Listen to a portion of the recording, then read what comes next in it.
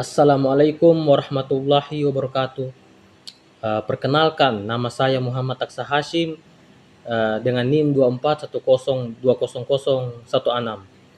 Saya dari PBA 1 semester 4. Pada kesempatan kali ini saya akan menjawab soal UTS dari mata kuliah Filsafat Pendidikan Islam. Baik, langsung saja. Yang pertama itu tentang hubungan antara wahyu, akal, dan pengalaman di dalam membentuk ruang lingkup pendidikan Islam. Di dalam pendidikan Islam, wahyu, akal, dan juga pengalaman saling berhubungan dan tidak dapat dipisahkan. Wahyu menjadi sumber utama pedoman hidup manusia seperti Al-Quran dan juga hadis. Akal digunakan untuk memahami dan mengembangkan ilmu pengetahuan, sedangkan pengalaman menjadi sarana pembelajaran di dalam kehidupan sehari-hari. Contohnya, Islam memerintahkan manusia untuk menjaga lingkungan. Perintah tersebut berasal dari wahyu, dari Al-Quran dan juga hadis tadi. Kemudian, manusia menggunakan akalnya untuk mencari cara bagaimana caranya menjaga lingkungan dengan baik. Misalnya, dari melalui teknologi atau pengelolaan sampah. Setelah itu, pengalaman digunakan untuk melihat apakah cara tersebut efektif atau tidak dipakai. Nah, jadi pendidikan Islam tidak hanya berfokus pada ilmu agama, akan tetapi juga mengembangkan pemikiran dan pengalaman manusia agar menjadi pribadi yang beriman, berilmu, dan juga berakhlak. Dan yang kedua itu tentang contoh konkret, bagaimana filsafat pendidikan Islam digunakan untuk mengkritisi praktik pendidikan saat ini. Hmm. Filsafat pendidikan Islam dapat digunakan untuk mengkritisi pendidikan modern yang terlalu fokus pada nilai akademik dan juga prestasi, akan tetapi kurang memperhatikan akhlak dan karakter dari peserta didik.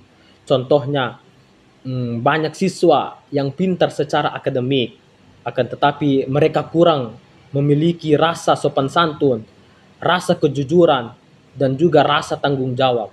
Di dalam pandangan pendidikan Islam, pendidikan tidak hanya bertujuan mencetak orang-orang yang cerdas, akan tetapi juga manusia yang beriman dan berakhlak mulia. Oleh karena itu, filsafat pendidikan Islam menekankan pentingnya keseimbangan antara ilmu pengetahuan, spiritualitas, dan moral di dalam proses pendidikan. Dan yang ketiga itu tentang keterkaitan konsep manusia sebagai abdu dan khalifah di dalam menentukan arah pendidikan. Di dalam Islam, manusia memiliki dua peran, yaitu sebagai abdu atau hamba Allah dan sebagai khalifah di muka bumi. Sebagai hamba Allah, manusia harus taat beribadah dan menjalankan seluruh perintahnya. Sedangkan sebagai khalifah di muka bumi, manusia memiliki rasa tanggung jawab untuk memimpin, menjaga, dan memakmurkan bumi.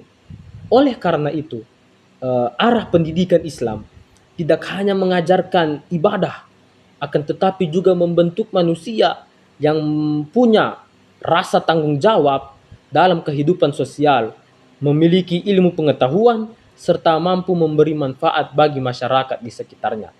Contohnya, seorang dokter muslim tidak hanya bekerja untuk mencari uang, akan tetapi juga berniat membantu sesama sebagai bentuk ibadahnya kepada Allah Subhanahu wa taala. Dan yang keempat, itu tentang hal-hal dari pendidikan Islam klasik yang masih relevan pada saat ini. Menurut saya, dari pandangan saya, ada beberapa hal dari pendidikan Islam klasik yang masih relevan hingga sekarang ini. Yang pertama itu, adab dulu, baru ilmu. Dalam pendidikan klasik, akhlak dan sopan santun sangat ditekankan sebelum mempelajari ilmu pengetahuan. Dan yang kedua, itu hubungan dekat antara guru dan juga murid. Guru Guru itu bukan hanya mengajar, akan tetapi dia juga menjadi teladan bagi muridnya. Dan yang ketiga, semangat untuk mencari ilmu sepanjang hayat. Ulama-ulama terdahulu, mereka rela melakukan perjalanan jauh demi untuk menuntut ilmu. Nilai ini masih penting di era modern sekarang ini. Dan yang kelima itu tentang posisi peserta didik di dalam pendidikan Islam, apakah dia subjek atau objek. Menurut saya, eh, peserta didik di dalam pendidikan Islam adalah subjek sekaligus objek, tetapi mereka lebih dominan sebagai subjek. Karena kenapa? Karena peserta didik disebut sebagai subjek karena mereka aktif di dalam proses belajar, berpikir, bertanya, dan juga mengembangkan potensi dirinya. Pendidikan Islam mendorong manusia untuk mencari ilmu dan menggunakan akalnya. Namun peserta didik juga menjadi objek karena menerima bimbingan langsung, mendapatkan arahan dan juga pendidikan dari guru. Jadi kesimpulannya, dalam pendidikan Islam, peserta didik tidak hanya menerima ilmu secara pasif, tetapi juga mereka berperan aktif di dalam mengembangkan dirinya menjadi manusia yang lebih baik lagi, manusia yang beriman, berilmu, dan juga mempunyai akhlak yang mulia. Sekian jawaban dari saya. Wabillahi taufiq wal hidayah. Tsumma wassalamualaikum warahmatullahi wabarakatuh.